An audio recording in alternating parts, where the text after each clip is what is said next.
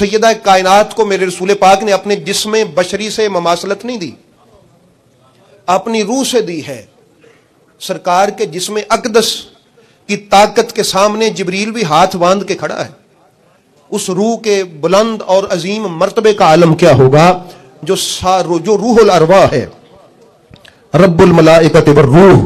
تو احباب گرامی سمجھیے میرے پاک رسول معظم صلی اللہ علیہ وسلم کی پاک بیٹی کی عظمت کو۔ اور آج کل کے کچھ ملا سیدہ کائنات سلام اللہ تعالی علیہ کی بارے میں بھی ہرزہ سرائی کرنے لگے، تو میں یہاں ایک جملہ عرض کروں گا کہ جس کے باپ نے لقمہ لانے میں خطا کی ہو، بھئی توجہ ہے، جس کے باپ نے لقمہ گھر میں لانے میں خطا کی ہو، جس کی ماں نے نطفہ وصول کرنے میں خطا کی ہو، پتہ نہیں آپ سمجھے نہیں، جس کے باپ نے لقمہ لانے میں خطا کی ہو، جس کی ماں نے نطفہ وصول کرنے میں خطا کی ہو، اس خاطی کو کیا سمجھایا جا سکے کہ واجب الاطاعت ہستیاں کبھی گناہ نہیں کرتی؟ یہ بات سمجھ آ گئی نا؟ اس خاطی کو کیا سمجھایا جا سکے کہ واجب الاطاعت ہستیاں جن کی اطاعت کو میرے نبی نے واجب قرار دیا ہو، وہ معصیت نہیں کرتی، وہ خطائیں نہیں کرتی، ان کو اللہ نے پاک اپنی بارگاہ سے جو ہے وہ بالکل پاک رکھا ہوتا ہے۔ انما یرید اللہ لیذھب عنکم الرجس اہل البیت۔ آپ تفسیر روح المعانی میں علامہ سید محمود آلوسی کی تفسیر اٹھا کے دیکھیے، انہوں نے اس کی شرح میں لکھا ہے، میرے رسول پاک سرکار علیہ الصلوۃ والسلام نے فرمایا انا واہل بیتی مطہرون، میں اور میری اہل بیت مطہرون ہیں۔ یہ نہیں کہا میں اور مطہر ہوں میرے اہل بیت اور مطہر ہیں، فرمایا جیسے میں پاک ہوں ایسے یہ بھی پاک ہیں۔ تو احباب گرامی جس رسول معظم صلی اللہ علیہ وآلہ وسلم کی پاک بیٹی کی عظمت کو رسول پاک خود سمجھا رہے ہو کہ ان کی عظمت کو سمجھو، اور اللہ اپنے نبیوں کے امام کو جتنی بار بھی سجدائیں اٹھا کے کھڑا کر دے اور فرمایا محبوب آپ کھڑے ہو جائیں۔ حضرت سیدہ عائشہ صدیقہ فرماتی ہیں، آپ فرماتی ہیں 20 مرتبہ بھی اگر سیدہ آئیں 20 مرتبہ میرے نبی اٹھ کے کھڑے ہوئے۔ تو یہ کیا تھا؟ نبیوں کے امام کھڑے، بیٹی سمجھ کے نہیں، اند اللہ، اللہ کی بارگاہ میں سیدہ کا جو مقام ہے اس وجہ سے کھڑے۔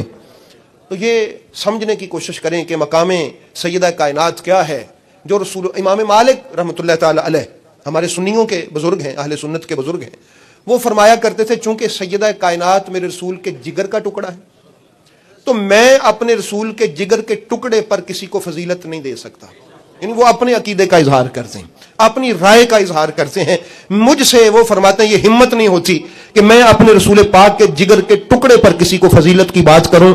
میری نظر میں میرے رسول پاک کی افضلیت و فضیلت کے بعد اگر کوئی مجھے بڑا نظر آتا ہے تو نبی کی بیٹی نظر آتی ہے۔ میرے رسول کریم صلی اللہ علیہ وآلہ وسلم نے اپنی بیٹی کا تعارف یوں کروایا کہ یہ میرا دل ہے اور یہ میری روح ہے، ہی بدعۃ منی، یہ میرے جگر کا ٹکڑا ہے۔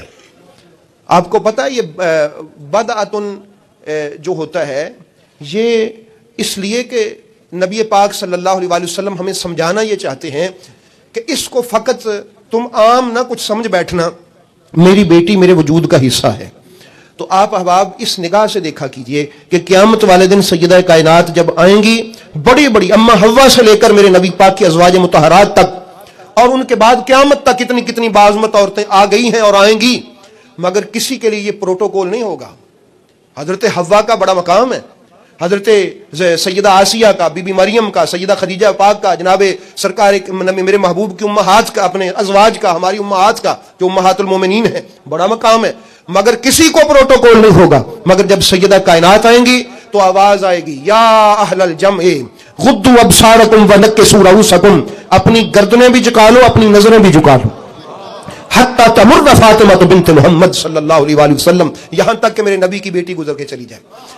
تو یہ اس سے آپ سمجھنے کی کوشش کیجئے کہ کائنات عالم میں اللہ نے جس کو یہ مقام بخشا ہے اس کے شوہر کا نام علی ہے۔